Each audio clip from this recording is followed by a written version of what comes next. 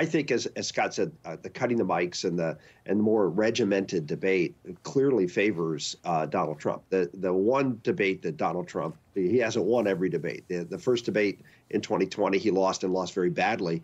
And it's because of the interruption. It's because of what appeared to be bullying on the part of Trump that really turned off a lot of voters. He's not going to be, whether he wants to do it or not, he's not going to be able to do it in this debate. And I think that benefits him, that it's a much more structured debate. And Joe Biden, as Scott said, is going to allow to talk and wander and tell stories that don't make any sense.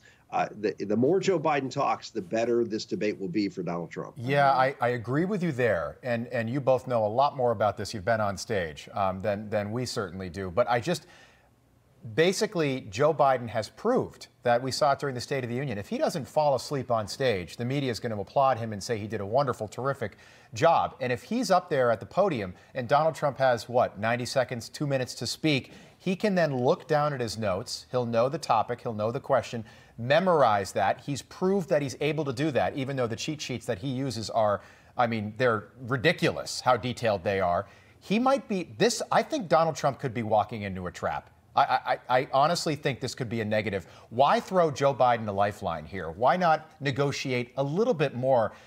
I totally disagree. Jake Tapper, this is a guy that since Donald Trump announced he was running, will live during his broadcast cut away from Trump rallies and tell his audience he doesn't want to subject them to misinformation. This is not somebody who is a journalist. This is a shill for the Democratic Party, and Dana Bash might be even worse. And I say that because look at what happened on CNN in May of 2023. Now, Donald Trump mopped the floor with Caitlin Collins, but they were not fair to him. Take a look. Back to what happened on that day. You said you weren't. Say that. He has testified that, Mr. President. He did not say that. But you said you weren't very involved that day. You did tell your supporters to come to Washington. You tweeted about it, about that speech that happened on the rally. Am I allowed to say that? When they went to the Capitol and they were breaking into the Capitol, smashing windows, injuring police officers, why did it take you 3 hours to tell them to go home? I don't believe it did. Oh, let me pull it out. I have to pull it out. Answer. Do you mind? I would like for you to answer the question. Okay, it's very simple to answer. That's why I asked it. It's very simple to. You're a nasty person, I'll tell you. Can you answer why you... So, Governor, again, there'll be no audience there. And look at the way Trump turned that crowd. That was a CNN crowd at the start. At the end, they were eating out of Trump's hand.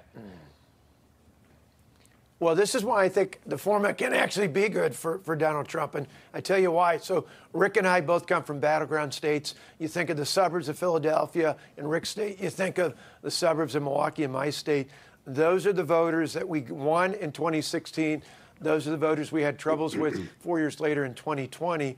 If Donald Trump doesn't worry about the moderators, doesn't worry about the spin from the media, but rather talks to them, says, hey, I'm on CNN. This is challenging territory. I was willing to go anywhere because I'm going to fight for you. I don't care where I have to go. I'm going to fight for you to bring prices down. I'm going to fight for you to secure this border and protect your kids from fentanyl. I'm going to fight for you to make sure your cities and your towns, your communities are safe. I don't care what the format is. I'll go anywhere to fight for you. He wins that election that night with that debate. Senator, June was proposed by President Biden. This is the earliest that we've had. There's always a reason. There's always some sort of strategy. So what do you think? Why so early? Well, it's early, but it's also after when everyone anticipates there's going to be a verdict in the trial that's going on right now. And I think there's a good chance that if Trump is convicted, which, as you know, in that jury pool in that city, anything can happen, even though the case is a joke.